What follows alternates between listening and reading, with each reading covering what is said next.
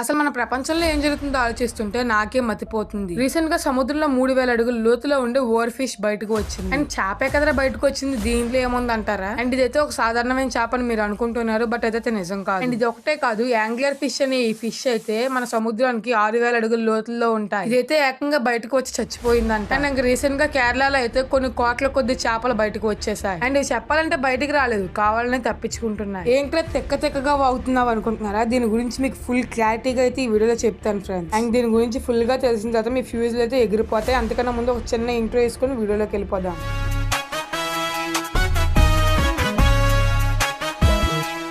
Friends, ఇప్పుడు matter వచ్చేసి over fish, angler fish ఇన్ని వేల కొద్ది చేపలు బయటకు వచ్చాయనేది కాదు. ఈ టైంలోనే ఎందుకు బయటకు వచ్చాయి ఎందుకంటే ఈ చేపల్ని డూమ్స్ డే ఫిషెస్ అంటారు. ఇవి బయటకు వచ్చే టైంలో ఎక్కువగా నేచురల్ డిజాస్టర్స్ జరుగుతాయంట. ఏంటి ఇప్పుడు భూకంపం అంటావా? మన ఇండియాలో ఎప్పుడో గానీ భూకంపాలు రావు కదా అంటారు. బట్ ఈ 3 భూకంపాల గురించి చెప్పట్లేదు, ఇంకొక విషయం ఉంది. అదేదో కాదు, మనం అబద్ధం అని నమ్మిన లెవైథన్ గురించి. చాలా ప్రూఫ్స్ అయితే ఉన్నాయి లెవైథన్ రియల్ గానే ఉందని చెప్పడానికి. నేనైతే డామ్ షూర్ గా చెప్పట్లేదు ఇది రియల్ గానే జరుగుతుందని. జస్ట్ అందరూ చెప్తున్నారు, నాకు కూడా దీని మీద ఉన్న ఒపీనియన్ మీతో షేర్ చేసుకుంటున్నాను. అండ్ ఆ ప్రూఫ్స్ ఏంటో చూపిస్తున్నాను. ఫస్ట్ ప్రూఫ్ వచ్చేసి గూగుల్ మ్యాప్స్ లో రికార్డ్ అయిన ఒకసారి ఇమేజ్ చూడండి. ఏదో పెద్ద ఆకారం బయటికి వస్తున్నట్లుగా ఉంది. అండ్ నెంబర్ 2 వచ్చేసి శాటిలైట్స్ లో కనిపించిన ఈ రికార్డ్ ని చూడండి. ఓషన్ లోపల ఏదో పెద్దగా కదులుతూ ఉంది. అన్నిటికన్నా ముఖ్యంగా రీసెంట్ గా వచ్చిన ఈ వీడియోని ఒకసారి చూడండి. బట్ ఇది రియల్ కాదా అనేసి నేనైతే మీకు డామ్ షూర్ గా గ్యారంటీ ఇవ్వలేను, బట్ ఎంతో కొంత రియల్ అయి ఉండొచ్చు అంటున్నాను. అండ్ ఎందుకో నిజం అయి ఉండొచ్చు అని అంటున్నాను, ఇప్పుడు చెప్తాను వినండి. ఇప్పుడు కూడా మీరు అంత నమ్మకపోవచ్చు, బట్ మన పురాణాల్లో కూడా రాసింది ఫ్రెండ్స్. హిందూస్, ఖురాన్, బైబుల్లో కూడా వీటి గురించి రాసింది. బైబుల్లో అయితే ప్రపంచం అంతమైన రోజునే ఇది బయటకు వస్తుందని ఉంది. ఒకవేళ ఇప్పుడు కూడా మీరు దీన్ని నమ్మకపోతే మన శ్రీకృష్ణుడు స్వయంగా అగాసురుడిని చంపారు. ఒకసారి ఇమేజ్ చూడండి, ఎంత పెద్దగా ఉంటుందో మీకు అర్థమవుతుంది. మనం చూడని అగాసురుడిని కృష్ణుడు చంపారంటే మనం నమ్మాం. అగాసురుడు కృష్ణుడు అయితే నిజంగానే జరిగిన విషయం అయి ఉండొచ్చు, బట్ ఇప్పుడు ప్రెసెంట్ లో మనకు జరుగుతుంది కూడా ఈ విధంగానే నిజం అవ్వచ్చేమో. దీని గురించి మీకు క్లియర్ గా ఎక్స్ప్లెయిన్ చేస్తాను. మరి కొన్ని డీటెయిల్స్ దొరికిన తర్వాత పార్ట్ 2 కోసం వెయిట్ చేయండి ఫ్రెండ్స్.